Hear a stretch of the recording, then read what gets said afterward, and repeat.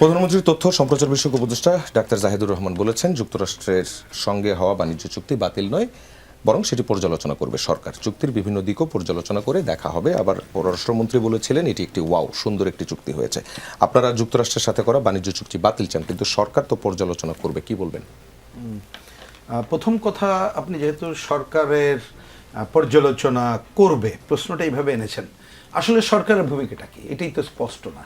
কারণ আপনার কথাই পরিষ্কার হলো, বাণিজ্য মন্ত্রীর কথা কি বলেছেন আপনি বললেনই, আর পররাষ্ট্রমন্ত্রী জাহিদ সাহেবের কথা বললেন, বাণিজ্য মন্ত্রীও বলেছেন যে এটাও দরকার হলে সেটা আমরা চিন্তা করব, এরকমের জায়গায়। আর এই ব্যাপারে সরকার প্রধান কিন্তু কোনো কথা বলেন নাই, কোনো কথা বলেননি। আমি এই অর্থে বলছি কারণ এর আগে আমাদের পররাষ্ট্রমন্ত্রী তিনি কিন্তু বলেছিলেন যে এইটা বিএনপি এবং জামাতের সাথে আলোচনা করে হয়েছিল আগেই, কিন্তু এ ব্যাপারে আমরা বিএনপির কোনো বক্তব্য শুনি নাই। আমি সেই অর্থে বললাম চুপ।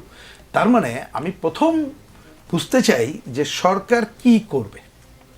তবে আমি যদি শেষ যে কথাটা আপনি বললেন যে তথ্য উপদেষ্টার কথা ধরে, এটাকেই যদি সরকারের কিছু কি বলবো যে তার মনোভাব, আমি যদি এটাকে বলি, তার আগে একটু বলতে হয়, কারণ খলিল সাহেব এটা তো কী বলবো আর, কারণ উনি তো আসলে কোন দলের কার ভূমিকা পালন করছেন, উনি কি বাংলাদেশের স্বার্থ দেখছেন না আমেরিকার স্বার্থ দেখছেন, এটাই তো বড় প্রশ্ন। কারণ তার আগে তো উনি যখন অন্তর্বর্তীকালীন সরকারের সময় দায়িত্বে ছিলেন, তাকে বিদায় করার কথা বিএনপি সহ আমরা সবাই বলেছিলাম, এবং এখনও তার ভূমিকা এ ধরনের একটা রহস্যজনক ভূমিকা, এবং রহস্যজনক এই কারণে বিএনপি কেন রেখেছে আমরা জানি না।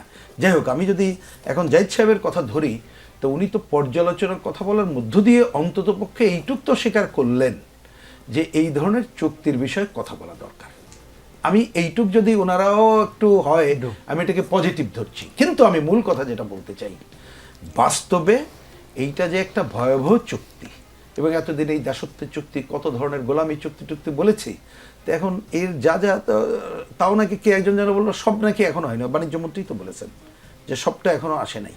আমি পত্রিকায় যেটা পড়লাম, তাহলে সবটা আসলে আরো ভয়াবহটা বোঝা যাবে। অলরেডি আপনি দেখেন, এই যে তেলের আলোচনাটা করলেন, সয়াবিন তেল যদি আমেরিকা থেকে এনে থাকে বেশি দামে আনতে হয়েছে, এলপিজি বেশি দামে আনতে হয়েছে, আমাদের গম বেশি দামে কিনতে হয়েছে, এবং এই চুক্তিতে যা আছে আমাদের প্রয়োজন না থাকলে বাধ্য, আমরা এমনকি মাংস পর্যন্ত কিনতে বাধ্য, আমাদের কৃষি উপকরণ আনতে বাধ্য। বোয়িং তো চুক্তিই হলো, টাকা নাকি দেশে নাই, দেশের অবস্থা খুবই খারাপ ওনারাই বলছেন, কিন্তু বোয়িং তো কিনলেন। তার মানে এই চুক্তির যে ভয়াবহ দিক আছে সেইটা কিন্তু সরকার আরও বিবেচনা করে, যে নামেই করুক। আমার কথাটা আমি কোনো তর্কে যাচ্ছি না, পর্যালোচনা বাতিল ওই আলোচনা নেই, হ্যাঁ পর্যালোচনা হোক। যেমন আমরা কিন্তু যখন এটা বাতিলের কথা বলেছি, আমাদের প্রথম বক্তব্য ছিল যে সরকার আগে তার ভূমিকাটা পরিষ্কার করুক, এবং সরকার 1-2 ক্লজ দেখে বলুক যে এইটা আমার জন্য পজিটিভ, আর দরকার হলে এটা ওপেন ডিসকাশন হোক, আমরা রাজি আছি। আপনারা যে কোনো জায়গায় রাজি আছে, আমাদের বিশেষজ্ঞ নিক, আমরাও দরকার দলীয়ভাবে আসলে কেউ মনে করতে পারে আপনি তো আগে মাইন্ডসেট নিয়ে আসছেন, মাইন্ডসেট নিয়ে আসার দরকার নেই। তারপর আমরা ভেবে দেখি আমাদের দেশের স্বার্থে কিনা, কিন্তু আমরা দেখছি এটা দেশের স্বার্থে না। ইতিমধ্যে আপনি খেয়াল করলে দেখবেন অনেক দেশ কিন্তু এইসব চুক্তি করে নাই, মাত্র 9টা দেশ করেছে। তার মধ্যে আপনি খেয়াল করবেন মালয়েশিয়া অলরেডি বাতিল করেছে।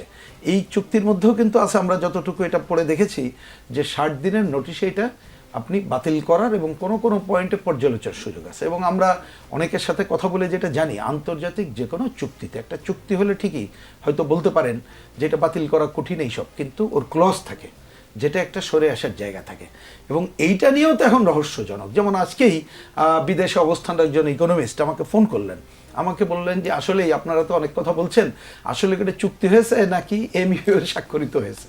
আমি যে আমরা তো চুক্তিই দেখছি। মানে আমি বলছি যে এই আলোচনাগুলো বাজারে যেহেতু রয়েছে, এবং এইটা যে ক্ষতিকর না, সরকারের পক্ষ থেকে এইরকম কেউ পরিষ্কার করে বলতে পারেনি ক্লজ ধরে ধরে। কারণ সাধারণভাবে এটা তো আজকে চলে আসছে যে ওই লেখা দিয়ে যে 131টা শর্ত আমরা মানতে বাধ্য, আর আমেরিকা মাত্র 6টা শর্ত। তাহলে ওই শর্তের মধ্যে আমার দেশের স্বার্থ সংরক্ষণ কোনটা হচ্ছে না হচ্ছে এটা দেখা দরকার, সেটা কিন্তু হচ্ছে না। আরও ভয়াবহটা কি, এইটা শুধুমাত্র অর্থনৈতিকভাবে আমরা ক্ষতিগ্রস্ত হবে সেটি না, এটার সাথে আমাদের সার্বভৌমত্বের প্রশ্ন জড়িত। কারণ এই যে আমার ওয়েপেন্সের ব্যাপারে কোন দেশ থেকে কিনবো না কিনবো, এই সমস্ত বিষয়গুলো রয়েছে। এবং এর আগেও কিন্তু আমেরিকার সাথে আমাদের বিজ্ঞান প্রযুক্তি চুক্তি, সোফাহানার যে জায়গাগুলো রয়েছে, তাতে কিন্তু এখানে নানাভাবে তার ডমিনেট করার সুযোগ আছে। থার্ড এবং লাস্ট বুস্টটা আমাদের হয়েছে অন্য যে কোনো সময়ের তুলনায়। যেমন আমাদের ঠাকুর সাহেব তিনি বললেন যে বিশ্ব অবস্থা, উনি বিশ্বের অর্থনৈতিক সংকট বলেছেন, কিন্তু এই সময়ে তাহলে অর্থনৈতিক সংকটের মধ্যে কিন্তু বাংলাদেশ নিজের পায়ে দাঁড়ানোর একটা বড় সুযোগ আছে, একটা সংকট অপরচুনিটি নিয়ে এসে। কারণ আমার তো মাঠে উৎপাদনের সমস্যা নেই, আমার মাটির নিচে গ্যাস, সূর্য, বায়ু এগুলো আছে, অনেক কিছু আছে, সেটা একটা দিক। আর একটা হচ্ছে ভূ রাজনৈতিক কারণে আমাদের এই জায়গায় বঙ্গোপসাগর জুড়ে আমরা আধিপত্যবাদী এবং সাম্রাজ্যবাদী শক্তি এখানে এমন আধিপত্য বিস্তার করতে চায়, এমনকি বার্মা ওইটাকে দিয়ে প্রক্সি ওয়ারে জড়িত করা ছাড়া করা সহ নানা ধরনের সংকট। এটা ধরেন আজ থেকে 10-20 বছর আগে যা ছিল এখন আরও বড় সংকটের মধ্যে আছি। সেই জায়গায় যদি একটা দেশ আমরা ভালো করে বুঝে না চলতে পারি এবং আমরা যদি আমাদের দেশের অর্থনীতি বিশেষ করে স্বাধীনতা সার্বভৌমত্ব রক্ষার ক্ষেত্রে যদি নিজেদের ঐক্য না করতে পারি, তাহলে যে কোনো সময় বড় ধরনের সংকটে পড়তে পারি।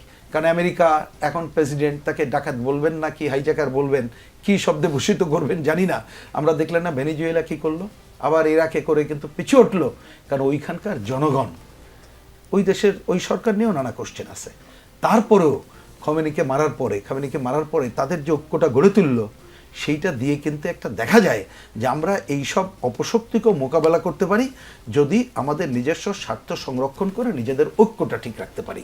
সুতরাং এই চুক্তির ব্যাপারে আমাদের পরিষ্কার বক্তব্য, সরকার তার অবস্থান পরিষ্কার করুক এবং এই চুক্তি নিয়ে তারা আলোচনা করুক, যেহেতু সময় আছে তারা এটা পর্যালোচনা করুক এবং 60 দিন নোটিশ দিয়ে করুক। আর ক্ষোভের সাথে বলতে হচ্ছে সংসদে মাত্র একজন রবিন ফারহানাকে আমরা খুঁজে পেলাম যিনি এটা আলোচনা শুরু করতে চাইলেন কিন্তু করতে পারলেন না, বিধি অনুযায়ী নেই বলে সেই আলোচনাটা করতে দেওয়া এবং তিনি আক্ষেপ করে বলেছেন যে 5 জন স্বাক্ষর লাগে এটা আলোচনার জন্য। তো আমরা তো 70 অনুচ্ছেদের কথা জানি, যে 70 অনুচ্ছেদে আমরা তো এই ঐক্যমত্যের আলোচনায় সবাই একমত হয়েছি যে অনেক বিষয়ে, মানে প্রধানত 2টা বিষয় জানেন এগুলো, যে ওই 2টা ছাড়া অর্থ বিল এবং আমাদের সরকারের অনাস্থার জায়গাটা ছাড়া বিএনপি এটার সাথে যুক্ত করেছে যে সামরিক জায়গাটা, এই ঠিক আছে, কোনো অসুবিধা নেই। তাহলে এইটার বাইরে তো এখন সুযোগ আছে।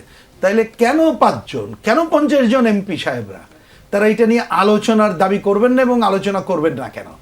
সেটা হচ্ছে না কেন জানেন? হয়তো এই আলোচনা আমরা এখন করতে পারলাম না আজকের এই আলোচনায়। আপনি কিন্তু শুরুতেই বলেছিলেন যে বিরোধী দলের নামে যারা আছে তারা কি ভূমিকা নিচ্ছে। এই যে সংকটগুলো আলোচনা করলাম, তারা যে মাঠের যে কথা বলছে এই সংকটের আছে তার মধ্যে তারা, আমি অবশ্য তাতে কোনো ভাবি না, কারণ তাদের কাছ থেকে আশা করছি না। কারণ প্রকৃতপক্ষে যারা এখন ক্ষমতায় আছে এবং ক্ষমতার বাইরে আছে দেখবেন নানা পার্থক্য আছে, মুক্তিযুদ্ধ নিয়ে স্বাধীনতা বিরোধিতা সেটা আছে, কিন্তু ইকোনমিক পলিসিতে কিন্তু কোনো পার্থক্য নাই। সুতরাং ইন লং টার্ম এদের মধ্যে আপনি বেশি পার্থক্য ইকোনমিক খুঁজে পাবেন না এবং দেশের স্বার্থ সংরক্ষণেও সামান্য নিজেদের অধিকার প্রতিষ্ঠা বা নিজেদের কি বলে স্বার্থ সংশ্লিষ্ট ছাড়া মেজর যা খুঁজে পাবেন না। সুতরাং আজকে দরকার হচ্ছে রাজপথে বিরোধী দলের যারা জনগণের স্বার্থ সংরক্ষণ করবে, আন্দোলন করবে এবং জনগণও নিজের স্বার্থে সচেতন এবং সংগঠিত হবে।